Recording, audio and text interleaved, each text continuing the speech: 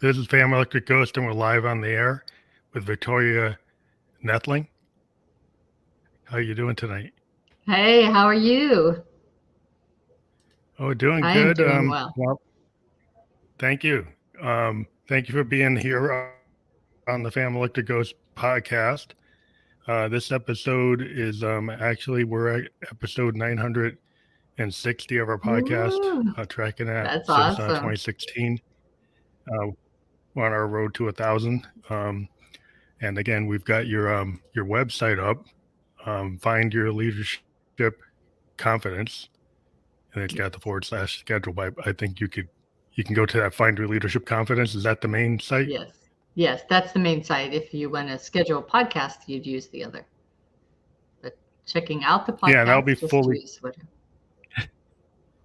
that'll be fully clickable when we're published on all the platforms where you can listen to or watch a podcast. So people will be able to go right through on Right. that. And then for this episode, we're going to talk about leading with your heart, head, and hands. Yeah. So if we can get into that conversation, maybe you can give you a little bit about your background.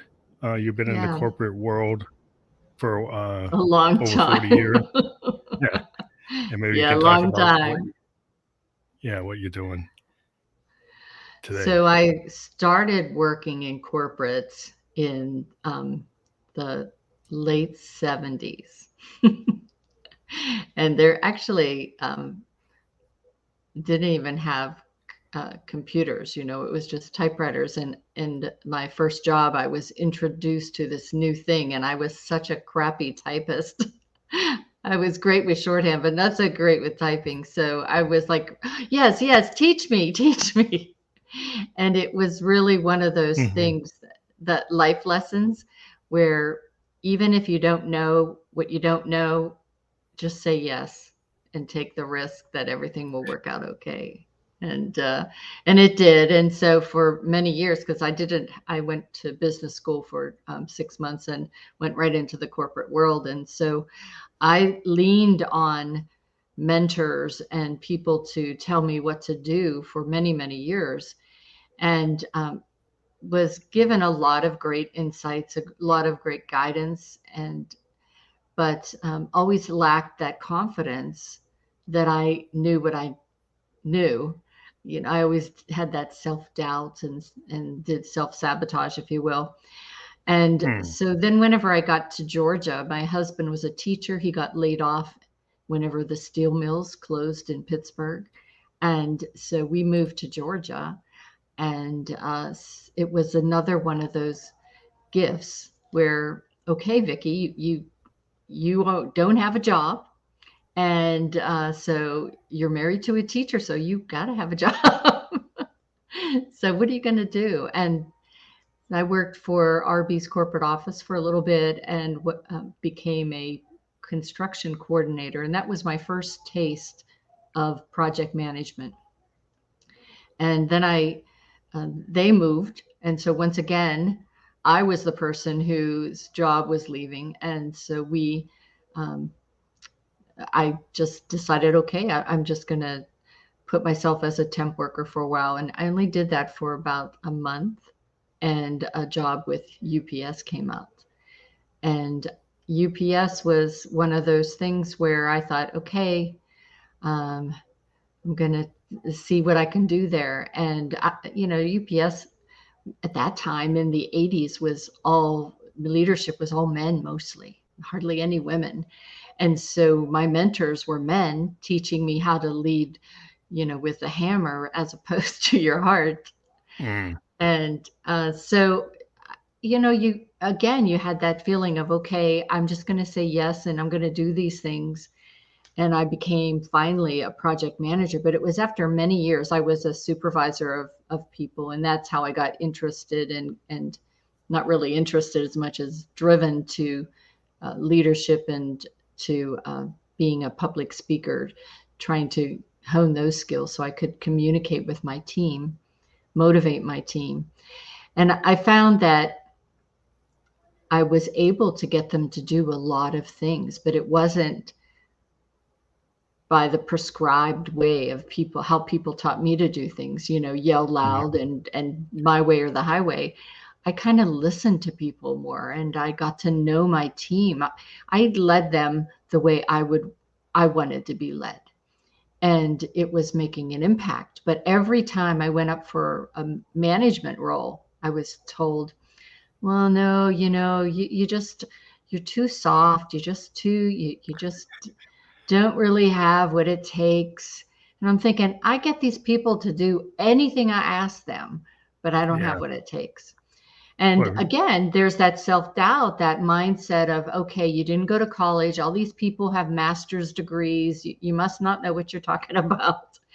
And it wasn't until they said, oh, well, the only way you can get a degree or a promoted is to have a degree. So at 47, I went to mhm. college online for 4 years while I was on the road all but 4 days.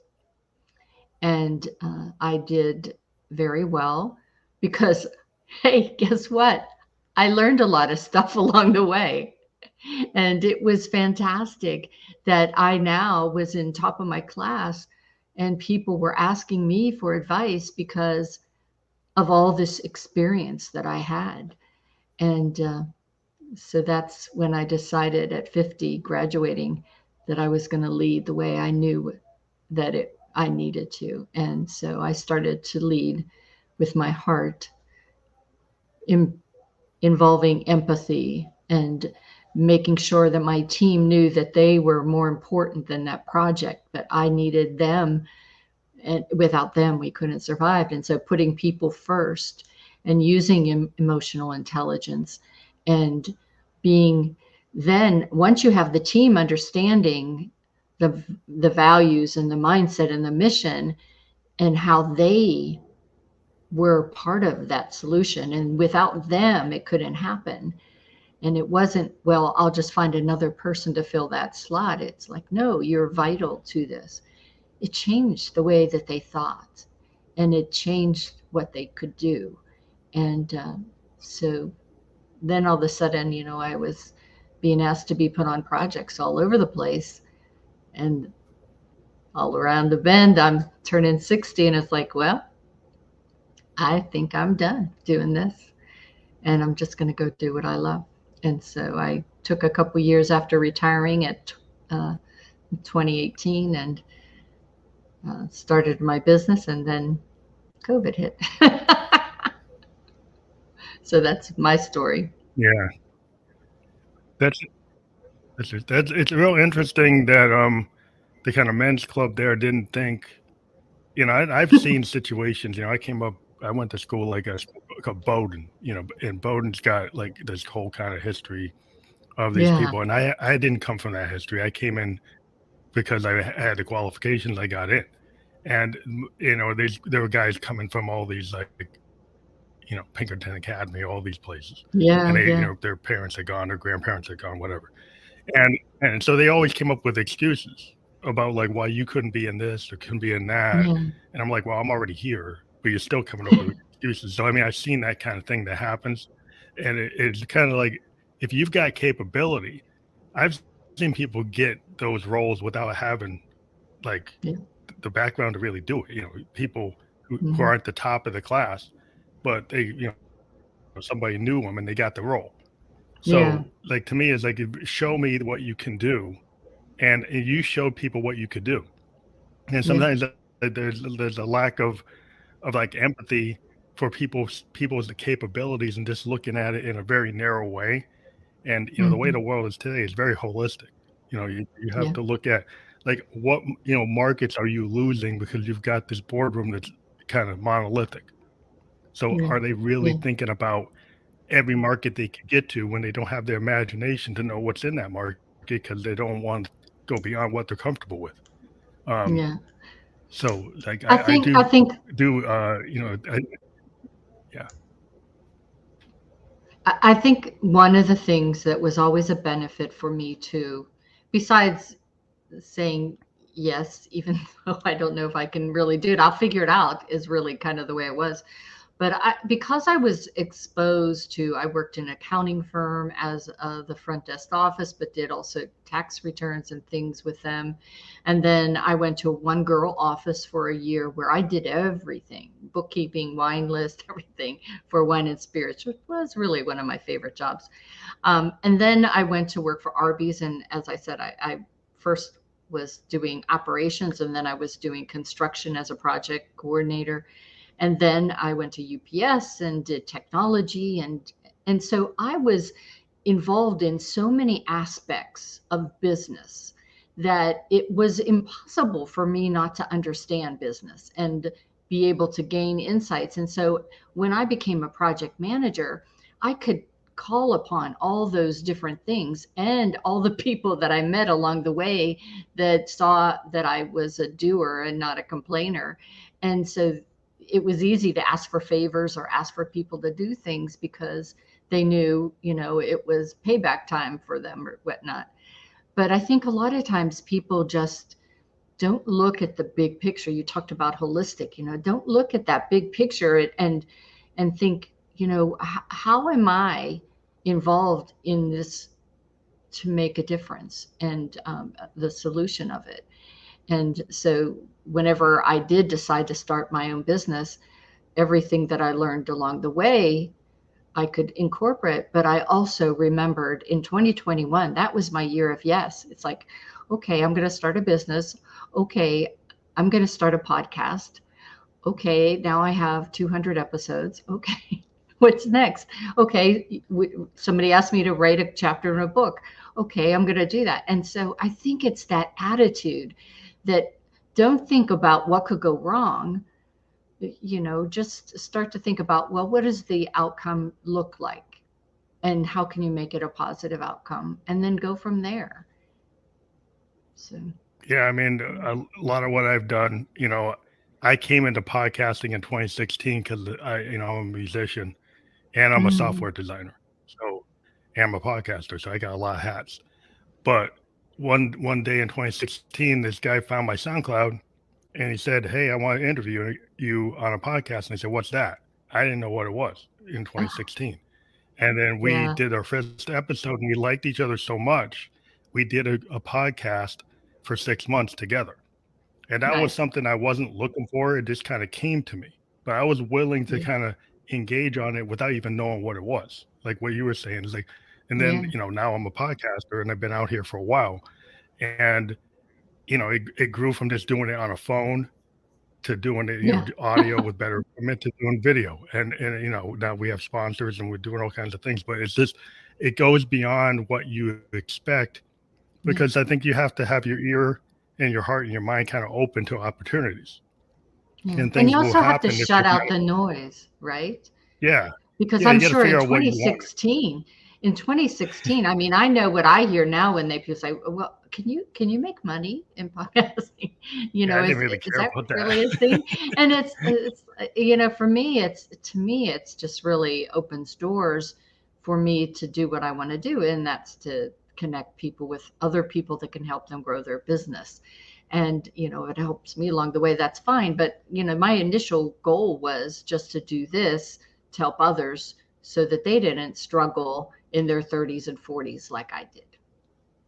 The thing about podcasting, what happens is it gives you this very authentic platform where it's not an infomercial. A lot of Yeah. times it's live.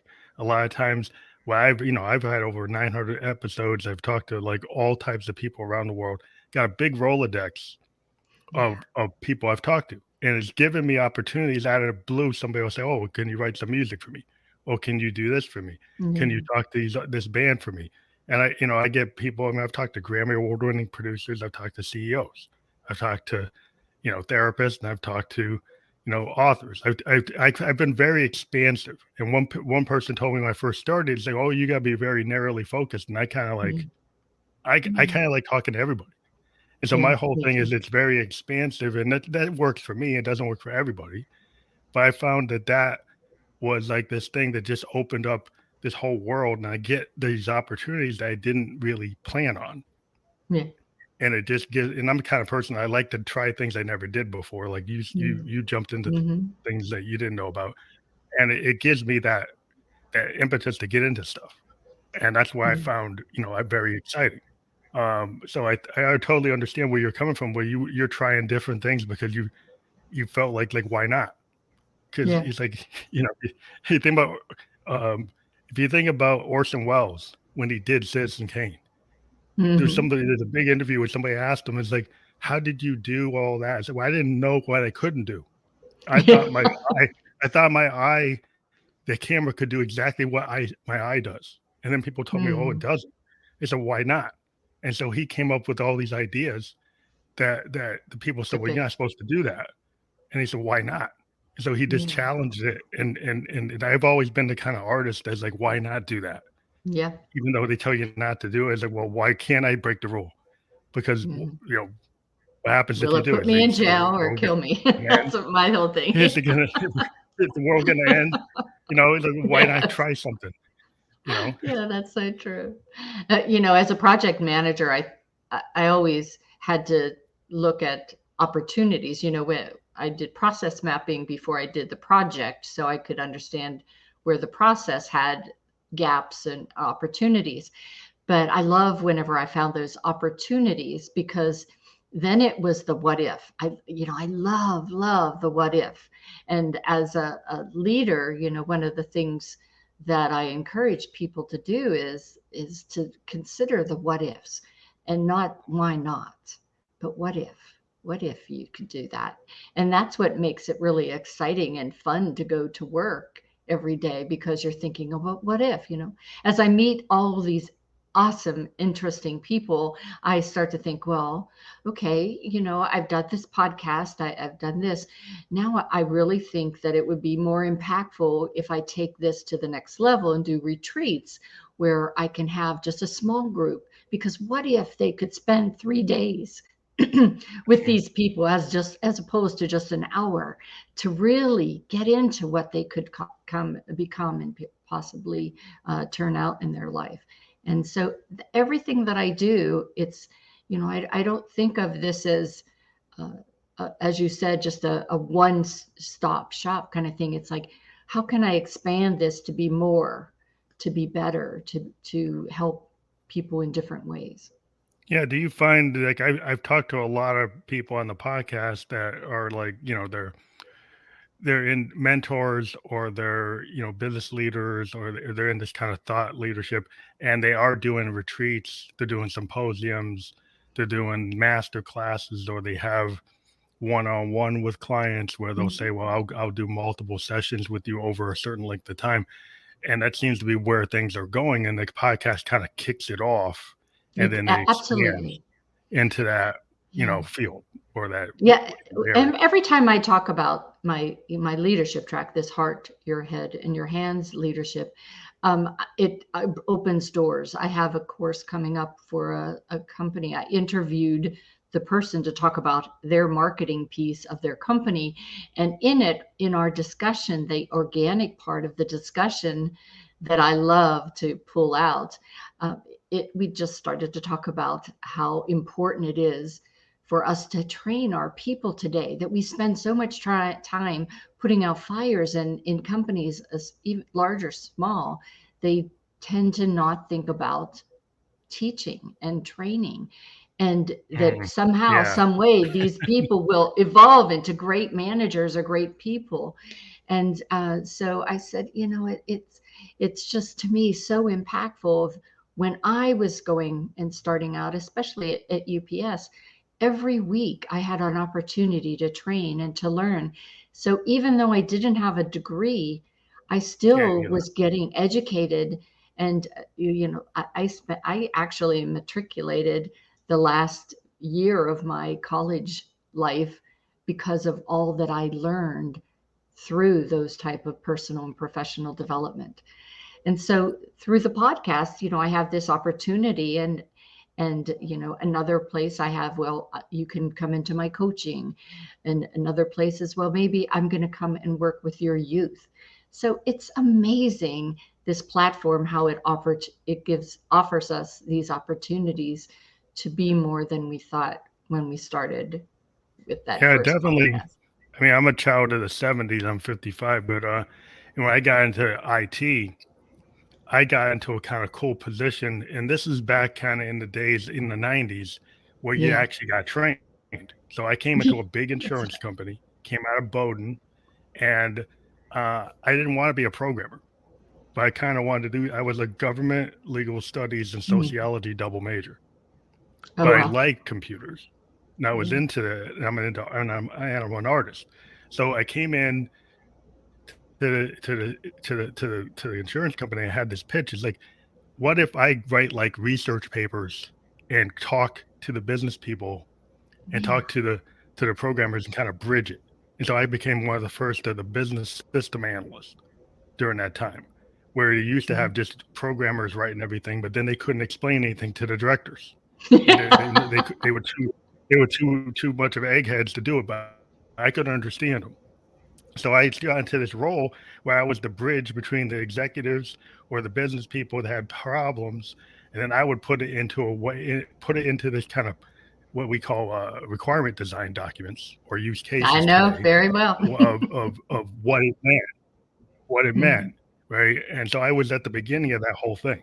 And I ended up going to Mhm. all these companies. I was in Japan for 2 years, but I was never a comp sci degree guy. But I've been in IT for over 25 years, and I'm Wow. still working. I'm working for a big technology company today because there's this thing where like I figure out what somebody's business problem is, and I put it in terminology that the Mhm. programmers understand and the business people understand, and they figure out how they're going to code it. But I go Yeah. and logically define it, and it doesn't have Mhm. to be code, but I found a way to create kind of a career that wasn't really there, and no one had really Yeah. said what that was when I was in school. I was like, "What is that?" I kind of just found it. So a lot of times you can kind of, if you just have that drive to say, like, I'm going to take what I learned and find a way to, you know, integrate it into this business. And, Yeah. I think that's where people in business have to understand that, when you don't train people, you just keep on wanting to take somebody's ready made. Yeah. Like, well, how Yeah. many ready made people are there? You No. have to find a way to integrate them into your culture. And if you Mhm. don't want to take the time, you just want to keep on, grabbing somebody from this company and grab somebody that already has it. It's like, well, how are you going to build the next generation of people? You're just grabbing people that already know it, Yeah. and I see that there's a big problem. Like in what I do, we're always Yeah. looking for somebody that already knows it instead of trying to train somebody how to do it. Yeah. The old master teaching the apprentice type of thing. And one of the things what you're talking about it as a project lead, I had to start to learn and understand how to write and read business requirements and then functional requirements, which are kind of what you evolved or that evolved from you. But what I noticed too is that a lot of those people really they struggled with the being able to get their message across clearly, concisely. And so the public speaking aspect of what I do became really apparent that it was an asset that I was involved in public speaking because I could share what my thoughts were or interpret for others. And so I kind of wanted to just go out and say, okay, all of you geeks, please come and see me so I can help you to be able to get ahead because that was a lot of times, they're the type of personality that is happy to work in front of their computer and have no other people talking to them and let it, Yeah, yeah, and then they're the ones though that know the stuff and the bosses are saying, okay, come and explain it to the board. yeah. And the board Yeah. is it's just painful That's where I sometimes. kind of came in. Yeah, the Uh-huh. BSAs came in, and it all got segmented. You have the QAs and you have the BSAs, you have the architects Yes, and you have yes. the managers. And in the BSAs, we've always kind of been the ones like we started to realize in our software development that we do love the programmer that can't talk to the people, but they talk to me and Yes. I can And then you understand them. Yeah. So then we say, well, we're not going to bring him to the meeting, but he'll talk to me, and then I'll relay what he's saying, and then kind of bridge the gap so he doesn't get fired, forgetting, Yeah. you know, That's exactly and right. sometimes the executives, they see these guys, I don't like, they don't get it. Like, we need him. We don't fire him, please. But No. they kind of come across wrong to the certain people, and they're like, why do we have guys like that? It's like, well, you don't get it, but that's part of it. That's part of Well, then the other aspect of that, whenever you're thinking about leadership, is that some senior people will see somebody that is really good and vital to the organization in that role of programmer, and they think, well, to get more money for them, I need to promote them Mhm. to a role that they do not want. They are not they are not trained for it. They are not happy in it. And so then you have somebody who is not good as a leader in a leadership role. Yeah, And it's a bad so situation. it's a bad thing, it's like, got to think about that. Which is why we've And if, tried to find, like, yeah, move that guy to the senior programmer level or to the architect level. yeah, You still keep them in the create. roles within that Mhm. levels within that, to not say that everybody's got to be a manager, everybody's got to be a director, everybody's got to be a CIO. Yeah. So, some people aren't ready for that, or they rather Yeah. be the top of the architect team or the Hmm. database design team, and Yeah. they could teach tons of new people, right? Yeah. If you put them in that role rather than trying to get them into the C suite or Yeah. the A level suite, that doesn't always work, you know. Yeah, because all they really ultimately want is more money for Yeah, their families, and to see that they're growing in their career, that they're not stagnant as anybody. But don't put them in a role that's going to make them frustrated, or have other people leave because they're so poor at managing people. yeah. Some folks aren't really good at that kind of Yeah. communication, and then Yeah. also, like, what you found is this idea of empowerment and empathy, Yeah. which is really kind of, some people don't have that mindset. I mean, they're kind of like, let's do it like a military Oh yeah. academy and be very top down, Mhm. like a coach that's like, trying to teach you to do the Boston marathons, like it's got to do or die, and like, well, sometimes, that doesn't work for everybody. Yeah. Yeah. So So you have to think too, it's not only that they are unhappy, but sometimes it impacts their health. And now you oh, have oh somebody yeah, that you have to pay out as a company all of these medical bills because of their ulcers and to all the stress me other out. strains back. And it could have all been avoided if you looked at that person holistically, and see what they're capable of, what they want. Ask them, what do you want? When you hire somebody, don't only hire them, for the job that they have. Ask them open-ended questions in a way that will bring out, what do they want to be? What excites them? Where do they think they want to go? It's you'll have some people that say, "Oh, I want to be the CEO," and then it's like, Yeah, okay, well, they do pay you me. even know what that job it takes? Yeah, I think part of it is like, when you're leading with your heart, your head, and your mind. Like, a lot of people is like, I'm a right brain type of person. I'm a musician and I'm an Hmm. artist and I'm a programmer, analyst. So I can kind of access both, all of it. And Yeah, what I've tried to push is bringing kind of more artist type people or yeah, creative type people into enterprises. And then I run into issues where, like, the bell curve, where, like, if you measured Einstein right on a test, he got D's in math, yeah, but that yeah, didn't really show his capability. And I'm always yeah. trying to tell people, like, sometimes if you measure this person on some kind of static, measurement, you might not find their brilliance. You might think, Hmm. put them in a category and they're in the wrong place.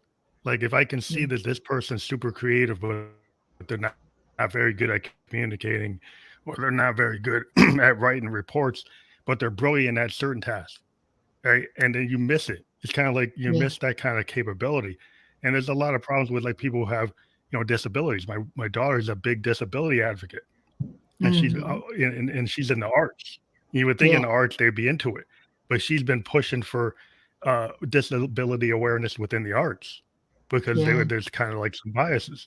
and she's been doing these big programs to, like, as an art director, to show how many people you're kind of leaving out because you're not thinking Hmm. in a holistic way. And I think Yeah. organizations like businesses do the same thing. They don't realize they might have some people, they're on different scales, that have a lot of capability, but you're trying to put them in one box. Hmm. Not everybody's not in that box. But it No, doesn't mean they no. can't help the enterprise. Well, and you have to think, as you're building a team, like a project team, that you want it to be high performance. You don't want everybody the same. You do need that creative person. You need that person that's real organized. You need that person that's mathematical or finance based kind of mindset. All of those people will make the magic. But as the team lead, you need to be able to be that quarterback, or that person that is the orchestra conductor, if you will, if you take it from the arts, where they Mhm. make the magic, make the music, and all of those different things together. If you think of an orchestra where you have all of those different instruments that could, Instrument, yeah. and it sometimes make terrible music, but whenever you get them all working at the same, you know insight and same, it is magic. It is wonderful. And so don't hire people for their resume. Hire them Yeah. for their attitude. Hire them for their volunteering. Hire them for, and that's the hands part of my thing. Hire them for their mindset, their how they are creative and innovative. Ask them questions that will make you say, okay, in this situation, how would you handle it? And let them think strategically. How do they think strategically? Or are they only operational? Because now I know, okay, I got to keep them in operations until we can teach them and train them maybe to be more strategic. But too often they don't think of that. They think, oh, I need somebody to fill this role. This resume looks good. I'm going to put them in. And then they're cancer for the rest of the team. Yeah, I mean, because sometimes, like, what we like when I went to school, it was the holistic kind of mindset, or the liberal arts mindset of a school like a Bowdoin is very much into the Socratic method. And even when I got into the school, it wasn't just based on my SATs. It was kind of based on the fact that I had to do like an essay, and I went there. I actually went in front of a board of people, and they actually talked to me, and they had me Mm, check out the school, and I sent tapes of my music. I showed the stuff I was doing in student council. I showed I was kind of very nice. holistic person. I wasn't just a one trick person, pony. Like, I wasn't just doing one thing really good and that's it. Hmm. And it was a combination of my whole self, and that's been like their mindset continually, is to bring in Yeah. people that it's not just one thing, but it's like the whole package of this person. And I think Yeah. people make the mistake, like you said, just looking at the resume without Mhm. really looking at the whole person. Yeah. And what you said is really important for anybody that is going to college, or trying to get scholarships.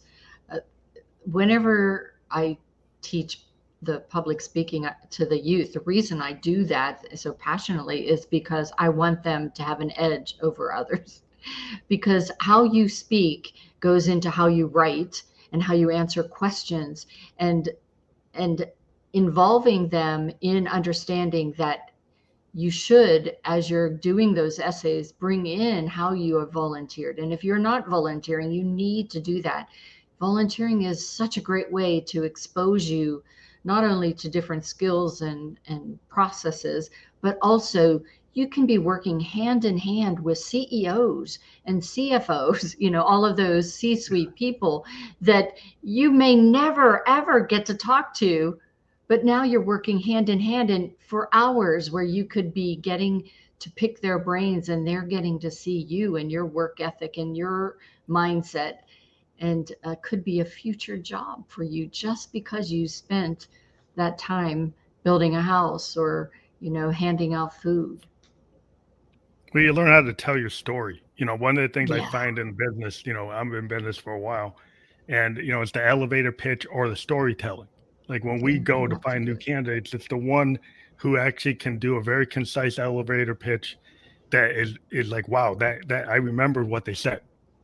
I Yeah. go back through all the candidates we talked to, and it's like, wow, I can remember exactly what this person did because they had a very unique story in their elevator pitch, or the point that they knew how to make it concise. They weren't all over the map, but they were able to put out some key points that would Mhm. make them memorable. Like they actually Cool. took some thought, and Yes. you know, it wasn't just saying, well, I have this tech skill, I got this certification, with not being Yeah. able to kind of tell that story, to tell Yeah. about their passions, tell about where, you know, who they are. And I think Yeah. people don't understand how important that is. You know, like I said, back in the school I went to, we didn't just have multiple choice. We had blue books at the end of every exam, a period. And we had to Mhm. show that we understood that subject Yeah. of Nice. sociology or philosophy or anything we were into. And it wasn't just like, oh, I'm going to know which one to, you know, select the X, or, you know, you had to explain Mhm. it. And then they kind of Mhm. knew if you really got what the professor had been teaching all semester, because you could, Yeah. it wasn't just spitting it back out. You were understanding it and putting it in your own words, which I think some Exactly. people don't know how to do. And No. it's a, it really is something that you could build up, you know, getting certificates, and that's fine. But like building up your communication skills, like what you're saying, the public It's speaking, huge. or being able It's to huge. write that, tell that story, that's very important. Yeah, and that's when I work with people, even from my coaching, I'll have them go through their pitches or their speeches and just kind of give them an evaluation of what did I hear, what did I feel as you were talking, what did I see you doing that might be distracting or take them up focus off of what your words are saying. And it's really so vital in every aspect of what we do, from you know dating to meeting people, to be able to buy a car or a house or whatnot. How you communicate is just so important, and it's so tied to being a good leader. And I think so many times as we're doing our pitches or things, we think, well, we have to just like dump all this information. And I always teach, you only want to give them 3 or 4 things. You want to leave them hungry. It's like that. And there's more, but I'm not going to tell you. You're going to have to ask me another time, come back again. But it's really interesting, how people kind of shy away from that. Whenever do a great interview, it's one that you ask a lot of questions after they answered a question. So tell me more. And some people get all like worried. It's like, well, did I do it wrong? Did I give the wrong answer? And it's like, no, your interviewer, if you're doing it right, is just trying to pull out every little aspect, all the best of what to make you shine in their eyes. They're not trying to trip you up, but they're just trying to make you shine. Yeah, it's like that. There's a famous author technique. I remember I was taking in my English classes. Like, there's this line you can say that will kind of show you the creativity of like a very small, like, sentence, like a baby's Yeah. shoes never worn. Right? There's Wow. that famous sentence that comes from a famous author, and we were taught in like literature class, because then you're like, you could go and be very verbose, but when you have that line, "A baby's shoes never worn," it's like, what does that invoke? Like, well, why were they never worn? And then you can start to, your imagination opens up, and you could start a Mhm. story. You can say, well, how could you? Yeah. The plan was like, well, tell the kids, like, give them that line. It's like, well, what do you think you could do with that? What do you think you could bring? You don't have. Sometimes it's very simple. It's even in music. Sometimes we could layer and layer and layer tracks, or we could have Yeah. something very simple and have space. And when you have space between the notes, then you have more opportunities than the too much layering. Mm. You take away imagination, you take away some possibilities. So it's the same thing with your words. If you're more concise, or you're kind of leaving something open, Yeah. then people will ask you the question. Yeah. And whenever I talk about public speaking, I always talk. My one keynote is about it's just a conversation, and I bought the URLs for all of that. So it's just a conversation I own, but it really is how. in a great speech or presentation, it is just a conversation, because a conversation is so rich and it takes you on that roller coaster ride, how your vocal variety and all of those things. But the one thing that I think people are so afraid of is the pause. And the Mm. pause is it's so important, because it allows your audience to catch up with you or to soak in what you just said. Between the pause and alliteration, where you repeat things. One of my the student groups that I work with, one of the coaches always makes sure he repeats 2 or 3 times a keyword that he wants to sink into these middle school and high schoolers. You've got to remember this, and Mm. in a song, that's the hook. Why do we say Yeah, that of over course. and over, that piece? That's makes it memorable. And so when I teach public speaking, I often tie it into music, because I think if you listen to a great song, it can tell you how to make a great speech. All of those things, the Yeah, different I mean, it's the, notes, the yeah, pace, the everything, the pause, how impactful can be a long note in a song? Well, that's a pause. but yeah, if you think about like some of the classic songwriters of the '60s and the '70s, they had an intro, they have the chorus, they have variations on the Mhm. chorus, they have an outro. There's a structure. And when you go into the classic pop songs, they have that structure where they have the key hook or chorus line, but it's Mhm. part of like a story. Most of those It is. songs are stories that kind of give you an idea. Even like when they were talking to the Beatles and they were talking to George Martin, he was talking about like we want to set this kind of stage of a sound painting Mhm. in your mind. Exactly. And when I was working, when you say he was working with the lads, is that we had to build this kind of sound painting that makes people feel like Mhm. they're listening to like a Monet. The idea that Mhm. you could do that and you can tell that story. It's like a visual story that kind of embeds images in your Mhm. brain. But there's something about that, the way you're leaving Mhm. that kind of imagination open to kind of like that, that sentence I said about like the baby shoes never worn. Like you kind of leaving Mhm. things open so people interpretation to, Yeah. in the great songs, there's these hooks, but what does it mean to you as an Yeah. individual listener? It's like you can kind of take it in, and it's real important to be able to capture an audience and have them, Mhm. you know, drawn into that. And I think Yeah. sometimes today we got so much layering and there's not enough pausing. There's not enough open Mhm. space in a lot of modern music. It's very Mhm. overdone and over embellished and too perfect. No, Yeah. lack of happy Oh, there's a accidents, good lack word. of yeah, we call happy accidents in our music. Concepts is like we didn't try to make it perfect. If you think about the Yeah. stuff from the '70s, it was analog. It wasn't digital. Yeah. We didn't correct the BPM. We didn't correct the note. We didn't go back and fix it.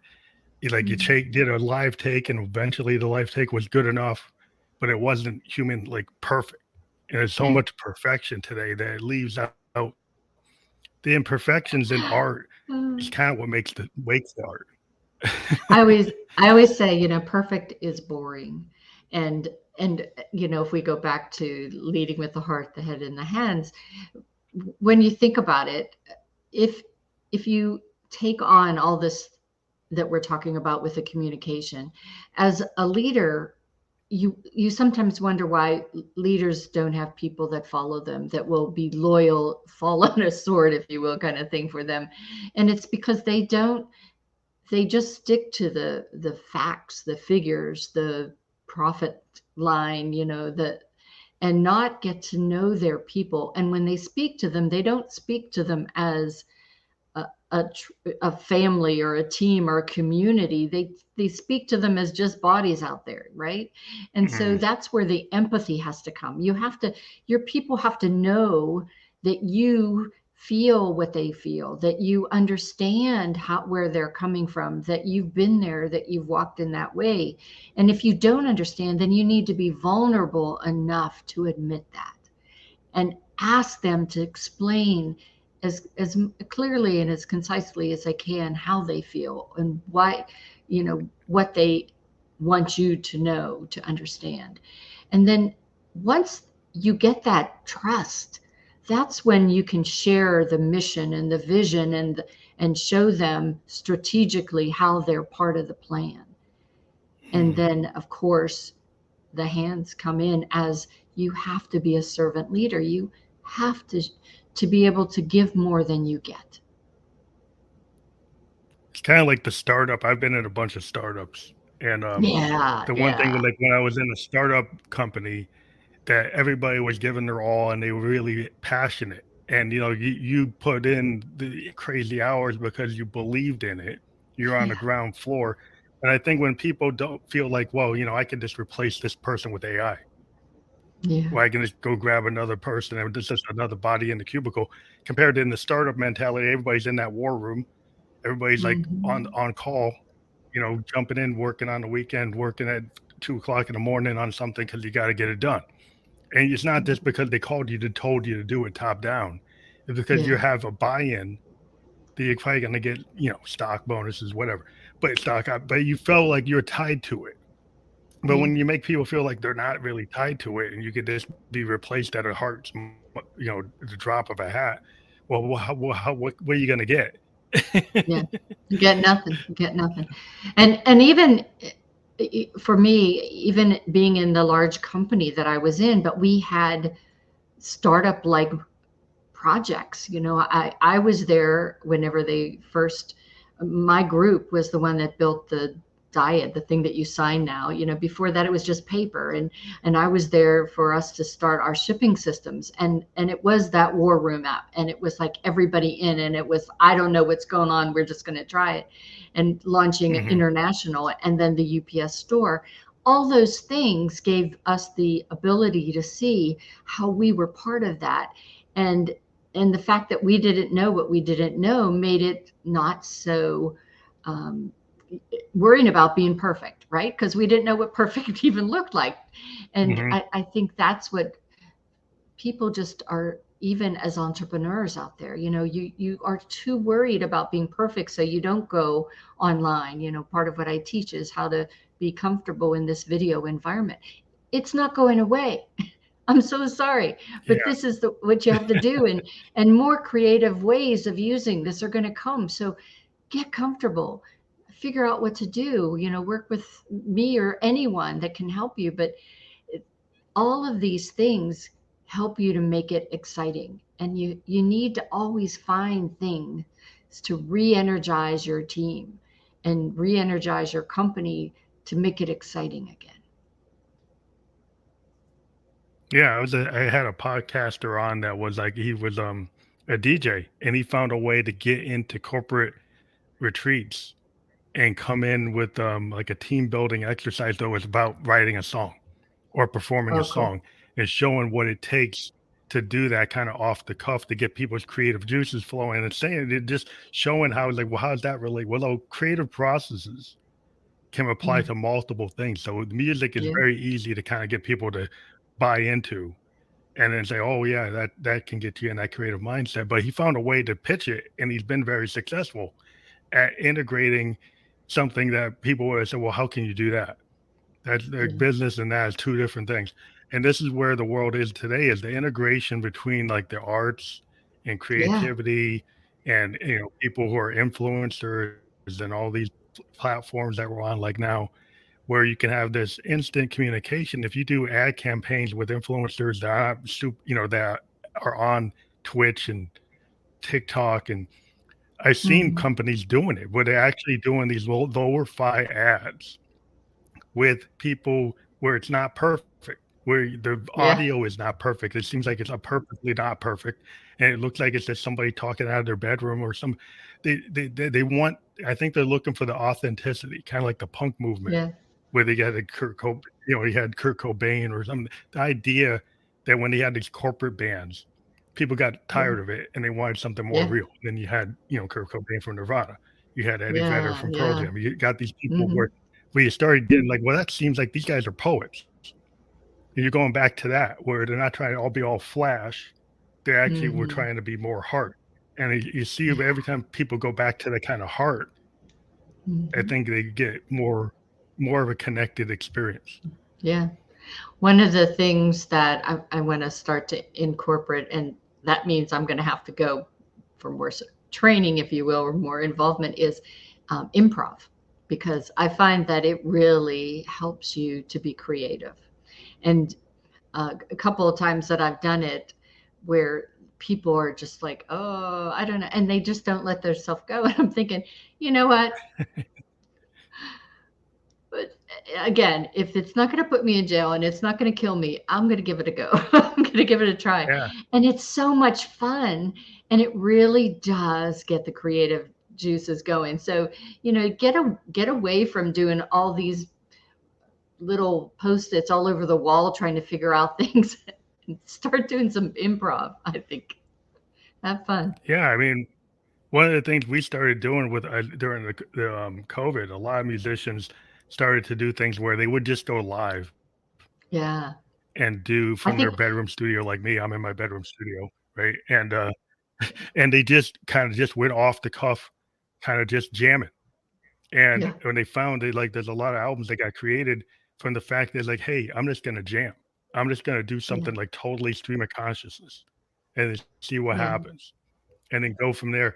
And there's a lot of creativity that happens. I've talked to authors before that kind of go into this kind of improv, kind of stream of consciousness to sit there and write a book on a notepad or type it into something. But the idea that you kind of do this unstructured, this flow state type of thing, there's a lot of development. I've even run into, engineers that do that. They kind of just go into this flow state and just let me kind of just flow it out. And then like, wow, then they find if they kind of get to this dream state or not be scared of it, Mm, they get yeah, these ideas that they wouldn't have gotten if they're too logical. That sometimes you yeah. have to let it go, but let it Hmm. happen. Yeah. We one of the exercises I did was brain writing, which is kind of like that. But the hardest thing for a lot of people is they want to tell you why it won't work. And it's like, but the whole point of this is just to try to think. People told us we couldn't fly, the the you couldn't fly, you couldn't. Who would have thought whenever I was, in high school, that we would have these phones that we have, or the cameras that we Yeah. have, all these things that our kids and my grandkids are exposed to. And there's going to be just so many more things. So it's going to take people doing things that are innovative and creative. And it's going to mean that the leaders need to allow them to be that way. Yeah. It's kind of like the Star Trek, like I'm a big sci-fi guy, and what you see all the time is like we're getting closer and closer to the sci-fi as like Asimov, Ray Bradbury, Hmm. Gene Roddenberry. Those ideas they had where they were supposed to be just fiction are getting closer to being true. You know, Yeah. the stuff that we had, like the tricorder and the communicate, they're like the cell phones. Yeah. Those ideas are not so far fetched anymore. And No. so the idea that being able to be creative, have that creative mindset of an Isaac Asimov or a Gene Roddenberry, the George Mhm. Lucases, the Stevens, those ideas, it's not just fiction. You can actually, AI, the idea of data is actually starting to come true. The Yeah. idea that you can have sentient AI is not so far fetched anymore. Yeah. That I, actually could happen in our lifetime. So mhm. the tech is expanding so fast, and there's so many opportunities to kind of live in a box when the world is not a box. Yeah. Is not really going to give you a good return. Yeah. Well, yeah, and I think that the creative the creativity sometimes is in some of the larger companies, because the market kind of dictates what what is good or not, and it allows, or it doesn't allow you to be bold and Mhm. and take chances and fail. I loved in the last years of my project management time, that I was doing agile projects Mm. where you tried it, it broke, you figured out why it broke, and then you tried again, as opposed to the waterfalls where, you mapped it all out and you had your project plan and you hope the hell it worked the way it's supposed to, and a lot of times it did and a lot of times it didn't, and that was a failure, and you thought, oh god, I failed. Well, I learned a whole heck of a lot from all those failures that I've had in my life, and so I think as leaders we need to embrace failure and not um, you know make sure that you learn the lesson from it, but don't shy away from it or ridicule your people or fire them because they failed. Um, Help them learn from it and get better. When you see companies like Tesla and Apple, they have there's a lot of failure in the leading edge companies for all the Yeah, you things have that to. they succeed on. You look at the engineers, because I'm real into tech, and see how many different variations of what they were Hmm. trying to do with the iPhone before they actually put it out, or the iMac, Yeah, or the early Apple products. They ran through a lot of things that didn't work. Right? There's a lot of that in these companies. They're kind of bleeding edge in terms of what they're willing to try. Um, yeah, and it's really like as a musician, we run into it all the time. It's like we write 100 demos and one song, one version works. It's yeah, in the nature of being an artist that happens a lot. It happens yeah. most of the time, and we don't we don't give up. Well, some of us Hmm. do, but most of us don't. It's like some stuff doesn't work, but do we Yeah, look at it as a failure, or was it a step on a road to the thing that did work? Yeah, I yeah. think that's the mindset. My husband and my daughter are both left and right brain people like you. Math and arts are both their high points. And my husband had a shoulder injury and had to have a shoulder replacement just before he was retiring. And so he couldn't his shoulder until they allowed the insurance allowed for him to have the shoulder replacement. His right arm was almost useless. He shook too Mm, bad, so he couldn't draw anymore. And so I bought him an iPad and the pencil, the pen that comes with it.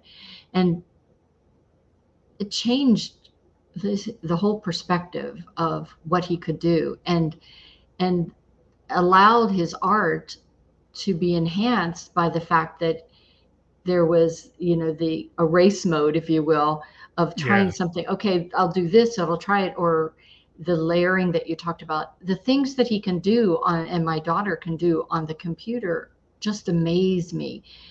My daughter went to SCAD, yay SCAD, mhm, Savannah College of Art and Design, and yeah, I was that's cool. I was that terrible parent that the day that we toured the place that I thought I probably asked more questions than any kids, because every place that we went with the technology and the things that they were doing were so fascinating and so encouraging.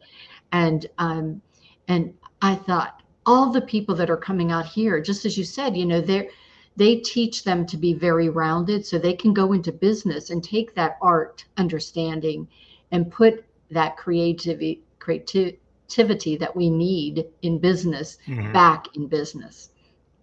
yeah, It's it's kind just of like fascinating. the, art, the artisan era before the industrial age, where everybody kind of had custom stuff, and now people are realizing, even if you're a big manufacturer, that the age of customization, because of AI and because of robotics and because of the technology today, we can make very customized products Yeah. that are more individualistic than monolithic, which Hmm. then also requires a lot of artistic mindsets, that it's not all going to just be the cookie cutter one thing, that you're Yeah. going to be able to have, even from big multinational companies that normally wouldn't do that, will have the capability to make very customized products to individual preferences, Hmm. which is really exciting. And when you think about what is going to happen, is the Yeah. ability for people to actually have something that's not the same for every person, even though it's coming from some big company. Yeah. That's the kind of future that we're going into. So there's a lot of opportunities for artists or creative type people that would have thought that, well, I don't want to work for corporate America because they're going to put me in the cubicle and I'm not going to be able to do what I want. So I got to go do something else.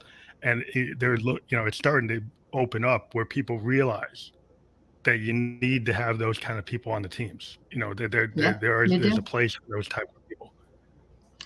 And I will say, in the beauty of the career that I had at UPS was that I was there for 27 years and I probably had 27 different jobs.